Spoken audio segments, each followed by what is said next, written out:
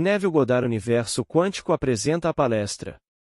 Você encontra Jesus Cristo em você mesmo, como você mesmo. De 11 de fevereiro de 1966. Na terça-feira passada, tentamos compartilhar com vocês o que descobrimos sobre Jesus Cristo.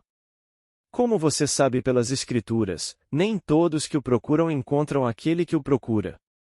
Muitos o encontraram porque amigos os trouxeram e lhes mostraram Jesus Cristo. A história de Filipe, ele trouxe Natanael, então André trouxe Pedro.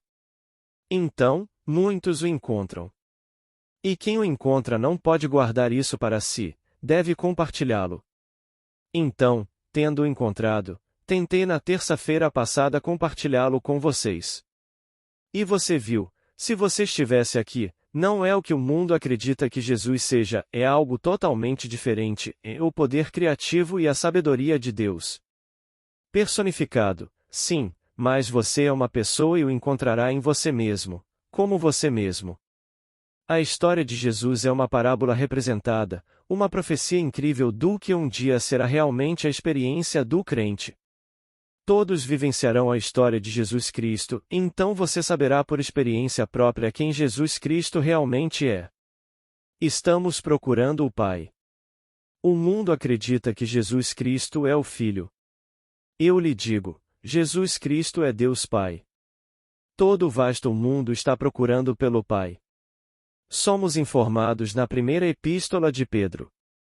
Se dissermos nosso Pai aquele que julga cada homem imparcialmente com base no registro de suas ações, então devemos ter temor diante dele enquanto vivermos o tempo de nosso exílio. Estamos todos exilados, não porque tenhamos feito algo errado. Esta é uma grande peça. Foi Deus quem se exilou. É Deus no homem quem anima o homem. É esse Deus que você e eu estamos buscando. Esta é a história contada nas Escrituras. Como disse o poeta, a verdade encarnada em uma história entrará por portas humildes. Assim, ouvimos a história e, nesta nossa jornada, exilados como estamos, alguns de nós estão demasiado ocupados para parar para ouvir, alguns ouvem-na ansiosamente e depois esquecem-na, outros ouvem e isso os assombra. Eles ficam famintos apenas por isso, e então ele entra furtivamente por portas humildes. Esta história. Como Paulo em sua carta aos Gálatas, ele disse: Ó Gálatas tolos! Quem te enfeitiçou, diante de cujos olhos Jesus Cristo foi publicamente retratado como crucificado? Deixe-me perguntar apenas isto: você recebeu o Espírito pelas obras da lei ou pelo ouvir com fé? Você é tão tolo? Tendo começado com o Espírito, você está terminando com a carne? Gálatas 3 versículo 1. Aquela frase ouvir com fé em certas traduções eles pegam e traduzem desta maneira. Ou ouvir a história da fé, ouvir o Evangelho? Você recebeu o Espírito de alguma outra forma? Você ouviu e parou por tempo suficiente para ouvir, e isso lhe interessou e você seguiu seu caminho. À medida que você caminhava, de repente, dentro de você, a história se desenrolava. Participar da era por vir depende do poderoso ato de Deus de ressuscitar os mortos, chamado nas Escrituras de ressurreição. Tudo começa aí. Então, enquanto você e eu caminhamos nesta terra, não no final da jornada onde os homens nos chamam de mortos, mas dentro de nossa própria história pessoal, isso acontece. Então toda a história se desenrola dentro de nós e saímos para contá-la. Somente um homem que tenha experimentado as Escrituras pode realmente compreender o quão maravilhosas elas são. Aqui está esta profecia fantástica, conforme nos é contada em Apocalipse. O testemunho de Jesus é o espírito de profecia. Ouça o testemunho. De quem? Bem, então leia. Se ninguém realmente experimentou isso, leia. E enquanto você lê, acredite. É tudo sobre você. Um dia você saberá quem ele é. Por que digo que ele é o Pai? Ao pesquisar as Escrituras, encontro-o revelando-se como Pai. Volte para a primeira revelação do Pai. No capítulo 16 de 1 Samuel, aqui ele está discutindo com um jovem. O jovem se chama Davi. Aqui está o pai de Davi, Jessé. Versículo 21. Ele está conversando com ambos, ele conhece ambos, os dois. Ele pede ao pai de Davi que deixe Davi ser seu escudeiro. Então aqui ele o conhece. No entanto, no próximo capítulo é feita a promessa de que qualquer homem que destruir o inimigo de Israel, seu pai, será libertado. A libertação do pai. Bem, aí vem o rapaz, o nome do rapaz é Davi, e o rei é obrigado a agir como se não o conhecesse. Versículo 55. Ele se volta para seu tenente Abner e diz: Abner, de quem é o filho daquele jovem? Se eu visse a pessoa mais maravilhosa diante de mim e fizesse a pergunta: de quem ele é filho? Meu interesse não está no rapaz, meu interesse está no pai dele. De quem ele é filho? Abner respondeu: Como vive a tua alma, ó rei, não posso dizer. Ele disse: Pergunte de quem é o filho do jovem. Ninguém sabe. Então veio Davi diante dele com a cabeça do filisteu Golias e disse: De quem você é filho, jovem? Ele disse: Eu sou filho de Jessé, teu servo Jessé, o belemita, e a história termina. A palavra traduzida como jovem é a palavra hebraica Olom. A Bíblia traduz como eternidade, o mundo. Em cada grande cidade do nosso país existe um cemitério chamado Bet Olom. Nós temos um aqui. O lar eterno do homem, mal interpretado como algo definitivo e sem retorno. A palavra Olom significa eternidade, mas também significa jovem, jovem. É a palavra usada no capítulo 3 de Eclesiastes. E Deus colocou o Olom. É traduzida em uma Bíblia como o mundo, em outra como eternidade. Deus colocou a eternidade na mente do homem, mas para que o homem não possa descobrir o que Deus fez desde o início até o fim. Versículo 11. O que ele colocou na mente do homem? Quando ele coloca a eternidade, ele se coloca, em todas as Escrituras falamos do Deus eterno, Eu Olom, o eterno, na mente do homem. E ele é o Pai. Estou esperando e procurando por este Pai. Eu coloquei isso na mente do homem no início dos tempos e o iniciei em sua jornada. Mas se Deus Pai está no homem, quem está exilado? A palavra que traduzimos Deus ou Senhor, Yod Revalre, o verbo revalre, tinha o significado original de a cair ou aquele que faz cair, soprar ou aquele que faz o vento soprar. Portanto, a queda não foi um erro. Foi uma contração deliberada do infinito até esse limite chamado homem. Portanto, na mente do homem está Deus, Eu sou. E ele não sabe disso até o fim. E ele está em sua busca, admirado diante dele enquanto você vive o tempo do seu exílio. Então estou chamando-o de Pai como se ele estivesse lá. Falo dele como aquele que está lá fora. Espere até o fim do exílio quando você estiver prestes a retornar. Naquele momento, você saberá o que ele colocou na mente, e ele se colocou diretamente na mente do homem.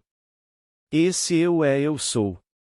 E nenhum poder no mundo pode persuadi-lo de que isso é Deus, mas o Filho de Deus.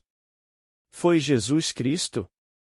Não, não foi Jesus Cristo quem me revelou Deus, foi o Filho unigênito de Deus, como diz o Salmo 2.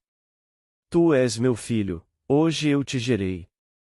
Versículo 7. É dito ao mesmo jovem, a este jovem eterno, pois se o Pai é eterno e o Filho é como o Pai, o Filho é eterno. Foi dito a Davi. Não consigo explicar para ninguém aqui a emoção que toma conta de você. Quando você foi ensinado a acreditar que esse personagem é algum personagem histórico que viveu 1000 antes de Cristo, e aqui é 1966 e que somos parentes, que eu vim antes dele. Pois o pai deve preceder o filho. Aqui ele está diante de você, nenhuma palavra precisa ser dita, mas é dito que ele o chama de pai. Você sabe. Aqui está este lindo jovem eterno que está chamando você de pai, e só então você saberá quem realmente é o Pai. Só então você se conhece como o Pai. Bem, quem nas Escrituras é o Pai? Ele disse Deus. E o Senhor me disse: Tu és meu filho, hoje eu te gerei. Você não pode ser pai a menos que haja um filho. Assim, no livro de João, e ninguém viu o Pai, mas o Filho unigênito que está no seio do Pai, ele o deu a conhecer. João 1 versículo 18. É preciso o Filho para revelar o Pai. E o Filho surge do nada, mas sai da sua imaginação. Você realmente sente essa explosão, direto da sua cabeça, e quando tudo se acalma, aqui está isso que você não pode descrever em palavras, essa beleza além da medida, além da descrição, está diante de você e o chama de Pai. Agora lembre-se que isto é uma história e você tem que tomar liberdade ao contar uma história, então você pega o Pai e o personifica. Porque você é uma pessoa, então você tem que personificá-la. Então se torna um Jesus Cristo. Tem que ser personificado. Mas não podemos separar o poder eterno de Deus, o poder criativo, do próprio Deus. Bem, vou pedir para você testar. Nas Escrituras, quando você é solicitado a testar, quem você testa? Ouça as palavras. Venha testar a si mesmo e veja. Você não sabe que Jesus Cristo está em você? 2 Coríntios 13 versículo 5. Não pediu para você testar Jesus Cristo, testar a si mesmo para ver se ele não está em você. Bem, como faço para testar? Ele é o quê? Onde ele está? Ele está em mim. Acabei de descobrir que ele é o Pai. Se eu pedir alguma coisa ao Pai, ele o fará. Tudo o que você pedir ao Pai, ele fará. Bem, como faço para perguntar ao Pai? Na terça-feira passada, mostramos a vocês, e na sexta-feira passada, discutindo a história da pequena Lynn. Pedimos que você experimentasse. Eu te digo, faz milagres, não pode falhar. Pois se ele está em mim, não preciso ir a lugar nenhum. Devo descobrir como posso alcançá-lo, mesmo que ele esteja dentro de mim. Qual é a essência do homem? Se neste exato momento, de repente eu não sei quem sou, onde estou, o que sou, não consigo deixar de saber que sou. Então eu começo por aí. Essa é a essência do homem. Eu sou. Então eu comungo agora comigo mesmo. E com qualquer coisa neste mundo. Apenas comungo comigo mesmo como se houvesse dois. Posso então dizer: eu e meu Pai somos um. João 10 versículo 30. Somos um, mas falo de mim e de meu Pai. Então agora encaro isso como um exercício maravilhoso e comungo comigo mesmo, e então chego a um acordo comigo mesmo como se tivesse sido feito, e agradeço a mim mesmo. Mas agradecer a outro, torna tudo mais fácil neste nível. Se eu me agradeço, não carrega a mesma convicção. Se eu puder realmente comungar comigo mesmo como se houvesse dois, e ter absoluta confiança no outro aparente, e apenas dizer: obrigado, Pai. Ainda assim, eu sou o Pai. Mas o Pai está neste nível superior que vê tudo, sabe tudo e pode reorganizar instantaneamente todo o padrão para objetivar aquilo que pedi a mim mesmo. E posso lhe dizer que quando isso chega ao nosso mundo, é tão fácil que você e eu diremos: ah, isso teria acontecido de qualquer maneira. Então peço que você experimente. Se for dinheiro, tente por dinheiro. Se for para casa, casamento, não importa o que seja, experimente. Não vou te dizer que essas coisas trarão satisfação, trarão felicidade. Não tem nada a ver, e você poderia ter 1 milhão, milhões, não significa que isso vai trazer felicidade. Anteontem à noite, liguei a TV para receber as notícias e lá veio Barnes, George Barnes. Ele era íntimo de Billy Rose e Sophie Tucker, então contou apenas algumas pequenas histórias dos dois. Pois bem, ele recorreu a Billy Rose, nascido nas favelas de Nova York, no leste, criado na pobreza, não tinha nada, estatura muito baixa, tinha 1,73 m, aprendeu taquigrafia, tornou-se um especialista e trabalhou para o grande financista, Bernie Baruch. Então ele se tornou um showman. Ele apresentou o Aquacad na Feira Mundial de 1939. Em 39 ele ganhou seu primeiro milhão. Bom, com o passar dos anos ele casou e casou novamente, não lhe trouxe felicidade, casou 5 vezes. Uma noite, durante o jantar, enquanto morava naquele seu lugar palaciano, ele disse à sua esposa: "Qual das 5 eu não conheço?" Ele disse: "A coisa mais maravilhosa aconteceu comigo hoje." Esta é uma história contada por Billy Rose a George Barnes. Bem, ela não parecia interessada, mas ouviu. Ele disse: "Ganhei $1 milhão hoje." Ele quis dizer isso, se você mantiver o que ele tinha em estoque e eles se dividirem. Ele era o maior acionista individual da AT&T. Ele deixou 190 mil ações da AT&T. Bem, se você tiver qualquer seção disso e ela se dividir, você chegará a milhões. Neste dia ele ganhou 1 milhão. E ele disse a Barnes: "Você sabe o que ela disse? Passe o sal." Ela queria aquele sal mais do que os milhões. Então ele deixou um patrimônio de $25 milhões, como todos devem fazer. É por isso que eu lhe contei na terça-feira passada, quando a senhora fez a pergunta: por que enfatizar a promessa? Porque sem a promessa todo o sucesso da terra é como nada. Se eu não tivesse a promessa de me apoiar, que no final, independentemente do que eu tenha feito da minha vida, serei um com Deus.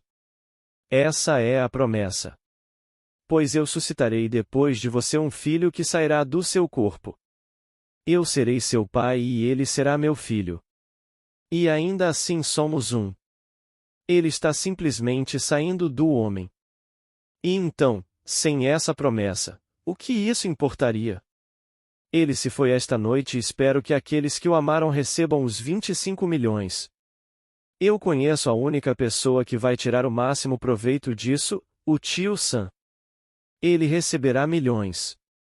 Mas ainda restam milhões para aqueles que ele lembrará em seu testamento. Mas daqui a uma geração, apenas aqueles a quem ele deixou o dinheiro saberão que um homem chamado Billy Rose existiu. Ninguém vai saber. Bem, isso é apenas uma máscara que Deus usou enquanto uma coisa chamada Billy Rose andou pela terra durante 66 anos. Então aqui, pegue se quiser. Você pode ter todo o dinheiro que quiser se realmente acreditar em Deus.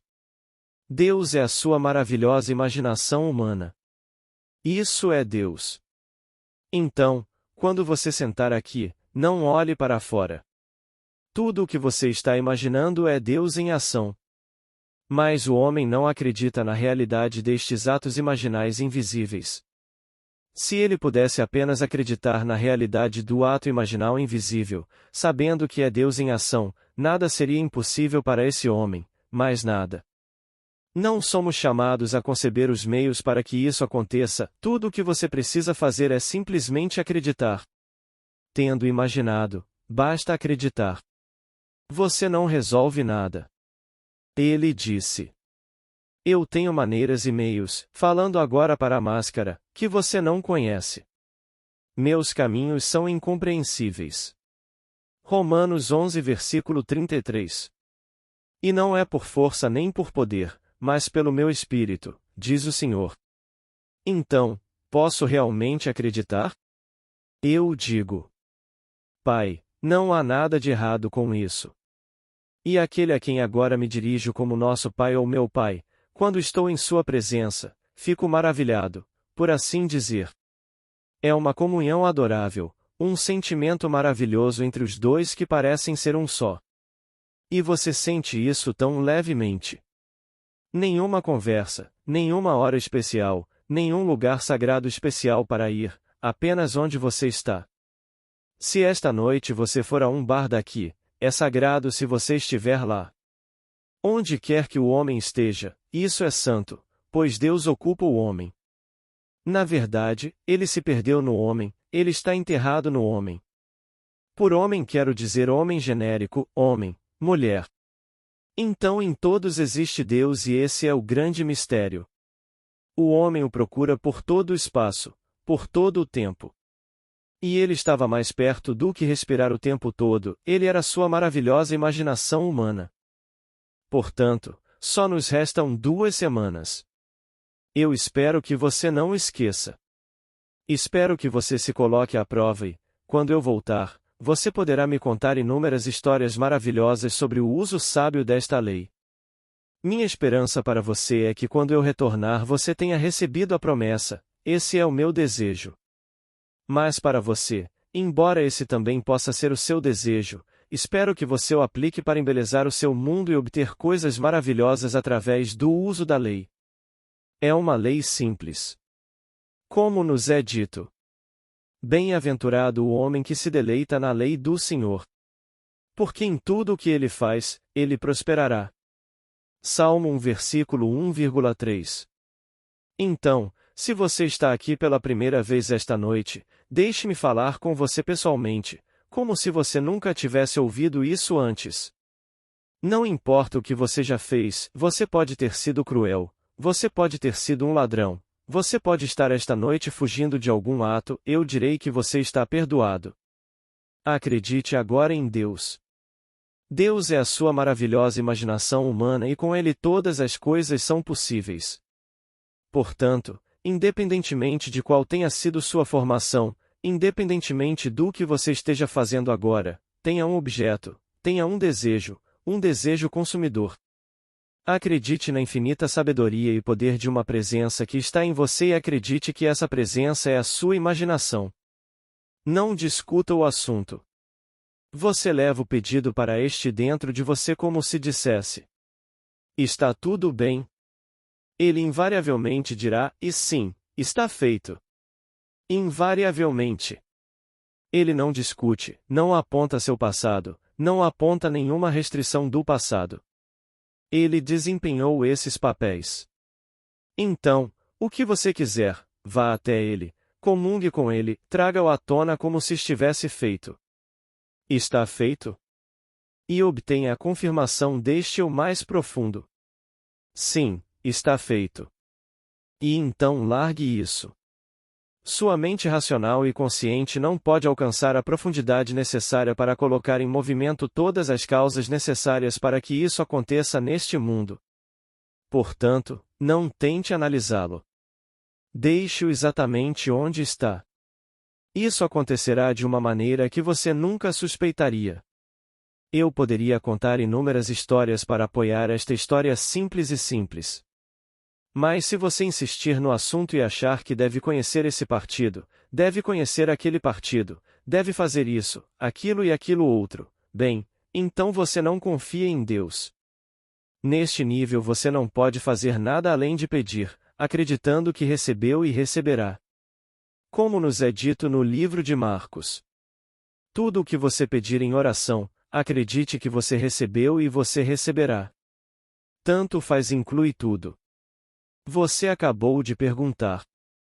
Te dou um pequeno aviso. Peça sempre com amor, sempre. Sempre que você pedir outro, certifique-se de que seja algo que você não se importaria de receber para si mesmo. Se eu estiver disposto a aceitá-lo para mim, você pode pedir para outro. Se for algo que eu não gostaria, é desagradável, não peça outro. Agora eu lhe digo, está chegando o dia em que você e eu saberemos, isso não é pouca crença externamente, saberemos que não somos dois, só existe Deus. Ele só tem um filho, um nome, pois naquele dia, um Senhor, um nome e um filho. E se meu filho é seu filho, então você e eu somos o mesmo Pai. Sei por experiência própria que todas as pessoas no mundo terão a mesma experiência de ver o Filho unigênito de Deus chamá-lo de Pai. Então, no fundo da nossa alma compreenderemos a unidade, quem se torna um, une-se ao Senhor, torna-se um só espírito com Ele. Então deixe-me encorajá-lo, a ressurreição está acontecendo. Não é um acontecimento que aconteceu de uma vez por todas, está acontecendo. O único evento que aconteceu de uma vez por todas acabou, e a crucificação. E posso lhe dizer que não é como as igrejas do mundo pintam. A emoção da crucificação é puro êxtase. Você não pode descrever a glória, a emoção, o êxtase da crucificação. Sem sangue, sem lágrimas, sem dor, puro êxtase quando você está pregado nesta vestimenta. Estes são vórtices, estas duas palmas da mão, e assim são as solas dos pés, e assim é o lado, e assim é a cabeça. Quando você revive a experiência, se a lembrança dela traz tanta alegria, qual você acha que era o original? Então, se fomos unidos com ele numa morte como a dele, certamente seremos unidos com ele numa ressurreição como a sua. Romanos 6 versículo 5. Portanto, observe os tempos verbais, e estivemos unidos em uma morte como a dele, estaremos unidos em uma ressurreição como a dele. Portanto, estes são dois tempos, um acabou, um está chegando. Agora ouça estas palavras. Se você estivesse aqui, ele não teria morrido. Eu sou a ressurreição. Você acredita nisso, Marta? Sim, Senhor. Eu acredito que você é quem está vindo ao mundo. Leia isso no capítulo 11 de João, versículo 25. Você está vindo ao mundo. Se você é a ressurreição e eu ainda não ressuscitei para poder entrar na nova era, então tenho esperança. Você está vindo ao mundo, você veio na crucificação. No princípio foi a crucificação. Começa assim. Mas a nova era começa com a ressurreição. Totalmente diferente. Então eu digo a todos, você será. E a ressurreição é tão diferente do que as igrejas ensinam. Porque todo o drama acontece aqui, a ressurreição começa aqui, apontando para a cabeça. Não está lá fora. Tudo o que você vê, embora pareça exterior, está dentro, em sua maravilhosa imaginação humana, da qual este mundo de mortalidade é apenas uma sombra. William Blake. Você faz tudo aqui. Se eu reorganizar a estrutura da minha mente e me convencer da realidade deste rearranjo, e o mundo exterior então se moldar em harmonia com esta estrutura reorganizada, onde está a causa? Se eu examinar o exterior, posso pensar que este fez aquilo, aquele fez aquilo, e é por isso que é como parece ser. Mas se eu tiver memória, volto a como tudo começou. Tudo começou pela minha estrutura mental reorganizada. Eu, ao mudar os aspectos internos da minha própria mente, provoquei mudanças no exterior para me conformar com as mudanças internas. Então, se sempre funciona assim, onde está a causa? É alguma coisa do lado de fora? Não é. Então eu digo a cada um de vocês, não importa o que tenham feito, não importa o que tenham sido, não importa o que estejam fazendo, acreditem nesta história e serão completamente transformados. Não há desejo de machucar ninguém, porque não há outro. Não há outro, só existe Deus, e você é Ele. Deus se tornou homem para que o homem se tornasse Deus. Então não adie o seu bem, e espere que algo mude lá fora para facilitar, não faça isso. Comece agora, aqui mesmo, antes de sair da sala. Quando você for para casa esta noite, faça isso de novo. Faça isso quando for dormir. Um pouco de comunhão consigo mesmo. Para você que não estava aqui, pegamos o Salmo 4, o versículo 4, e as palavras são simples. Fique com raiva. O dia não foi como você queria. Fique com raiva, mas não peque. Pecar é errar o alvo. Não deixe sua raiva ir com você até o sono profundo. Pare, fique com raiva, tire isso do peito. Nesse momento, tendo explodido, por assim dizer, agora não peque. Pecar é errar o alvo. Então você tem um objetivo, uma meta, agora comungue com seu próprio coração em sua cama e fique quieto, fique em silêncio. Agora lhe é dito o que fazer. Traga o sacrifício certo. E a palavra traduzida como certo na versão King James é o sacrifício da justiça. Justiça é pensar corretamente. Esqueça agora ter explodido minha blusa, e então começar a pensar corretamente, e comungar, e dizer o que eu quero. Não o que não consegui hoje, o que eu quero. Não a oposição ao que eu queria, ao que eu quero. Então, à medida que comungo comigo mesmo, chego ao ponto de ser grato. Obrigado. E então nos dizem: confie no Senhor. Traga o sacrifício da justiça e confie no Senhor. Vá para a cama assim e veja como funciona. A coisa toda funciona rapidamente. Não adie e não tente ajudá-lo. Está tudo dentro de você, e a estrutura reorganizada aqui reorganiza tudo ali, e é apenas reflexão, é apenas resposta. Portanto, não deixe que ninguém lhe diga para convencê-lo de que, devido à sua origem ou às suas limitações de nascimento, você está preso. Ninguém está preso, exceto ele mesmo. Billy Rose: não há ninguém aqui esta noite que fosse mais pobre, ninguém com mais limitações. Ele tinha 66 anos. Bom, um amigo meu muito querido, ele nasceu na mesma região, na Zona Leste. Havia italianos de um lado, judeus do outro, e o judeu tinha que passar pelos quarteirões italianos para ir à escola. Meu amigo Rose, que hoje tem milhões, então ele não tinha um centavo, ele mesmo me disse, ele disse: Neville, eu sairia da minha casa e começaria a correr. Falar sobre uma corrida de 100 anos.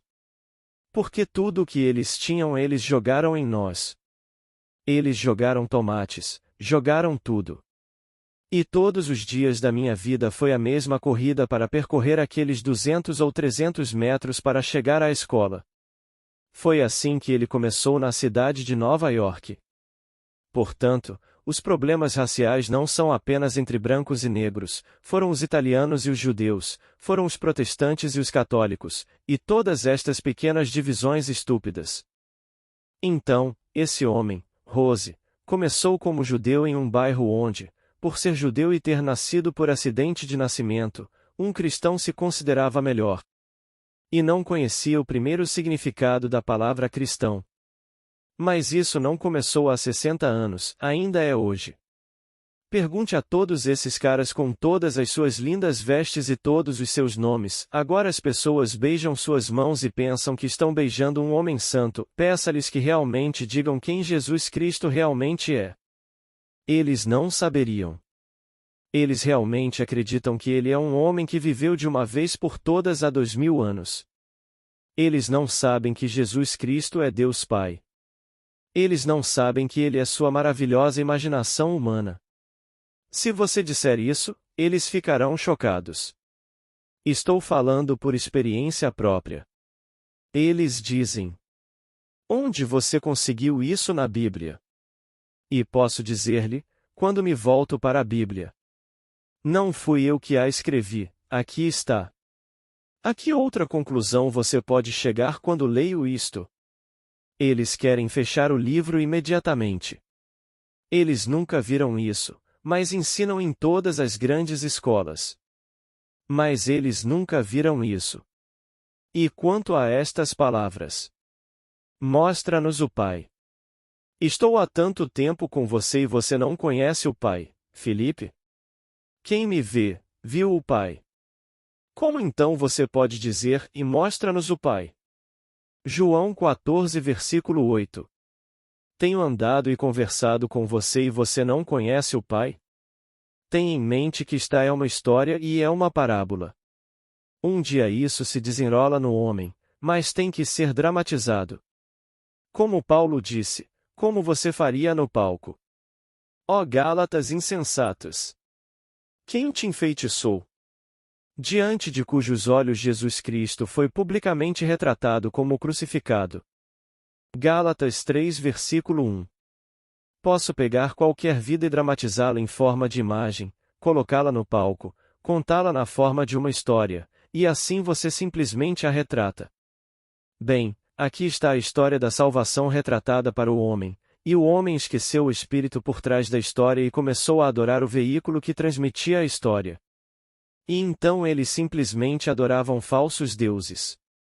Agora aqui, estamos fechando daqui a 2 semanas esta noite. Outra coisa que quero te contar, nosso amigo Liberdade estará aqui daqui a 1 semana a partir de domingo. Pergunta: qual é o significado de todos os nomes de gerações? Resposta de Neville. Você ouviu a pergunta? Qual é o significado dos nomes de todas as gerações na Bíblia? São estados de consciência, estados espirituais, não de homens, nem de mulheres. Falamos dos grandes patriarcas Abraão, Isaque e Jacó. Você os encontrará apenas na Bíblia. No entanto, temos registros que remontam a vários séculos antes do que chamamos de AD. Não há referência em nenhum livro ao nome Jesus Cristo, você só encontra isso na Bíblia. Esses personagens vivem no homem como estados espirituais eternos. Pergunta: eu sei que os nomes significam estados de espírito, mas há muitos nomes que, como Abraão e Jacó, são nomes bem conhecidos, mas há outros como um irmão e um primo. Nomes que pelo menos eu não sei. Resposta: bem, minha querida, os nomes na Bíblia diferem de outros nomes no sentido em que damos a uma criança o nome de algum tio rico na esperança. Não é assim que as pessoas são nomeadas na Bíblia, elas são nomeadas pelo seu significado.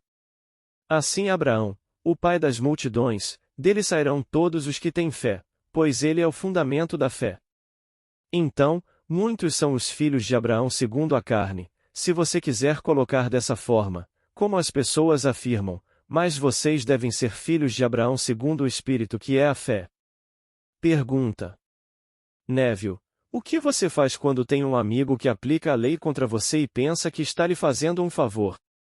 Resposta: meu querido, você está dando a ele um poder que ele realmente não possui. Não dê a ele o poder. Se você pensa que é melhor que outro, então você é melhor. Não dê a outro aquilo que pertence a Deus. Pergunta: a lei do dízimo de que falam é feita pelo homem ou por Deus? Resposta: a lei do dízimo. A Bíblia fala do dízimo. Melquisedeque recebeu o dízimo de Abraão. Estes são estados. Melquisedeque não tem pai, nem mãe, nem ancestrais, nem começo, nem fim. Jesus Cristo foi chamado sacerdote para sempre segundo a ordem de Melquisedeque. Se não tem origem e é a origem de tudo, deve ser Deus, não é? Pois bem, Abraão deu o dízimo. Você dízima a Deus quando fica sentado em silêncio, comunga consigo mesmo e pede qualquer coisa neste mundo com a confiança de que será concedido. E quando é dado a você, é pressionado, sacudido e transbordado. Sempre volta a mais. Você deu apenas 10% do que volta. Pergunta: isso não significa que você dá 10% para uma igreja? Resposta: não. Se você quiser doar para alguma organização de caridade e isso lhe der prazer, dê. Minha esposa e eu fazemos alguns cheques com base em nossa capacidade de fazer isso todos os anos. A Cruz Vermelha recebe uma e várias organizações de caridade que dependem de doações. Não nos sobrecarregamos, simplesmente entregamos o nosso cheque. Eles estão fazendo um bom trabalho e é divertido se você tiver isso. Certamente não dou 10% da minha renda para alguma igreja. As igrejas, acredite você ou não, são um grande negócio. Eles negarão que sejam um grande negócio. Na semana passada, em Chicago, este homem que tem sua própria consultoria, ele é um consultor de negócios, e se dirigiu a todos os luteranos, o chefe mais os que estão abaixo do chefe, e disse: agora, senhores, estou aqui para lhes dizer que você não se difere de nenhuma outra empresa no mundo que conta com meus serviços. Eles precisam de gerenciamento, precisam de controle gerencial. E então, você está em um grande negócio e não negue isso. E eles serão os primeiros a negar. Não sei o que é, mas tenho certeza de que se você e eu vimos o portfólio da Igreja Católica ou da Igreja Protestante, que é católica, porque estão unidas, os protestantes estão divididos na cidade de Nova York se você considerar o portfólio episcopal, isso deixaria a pasmo.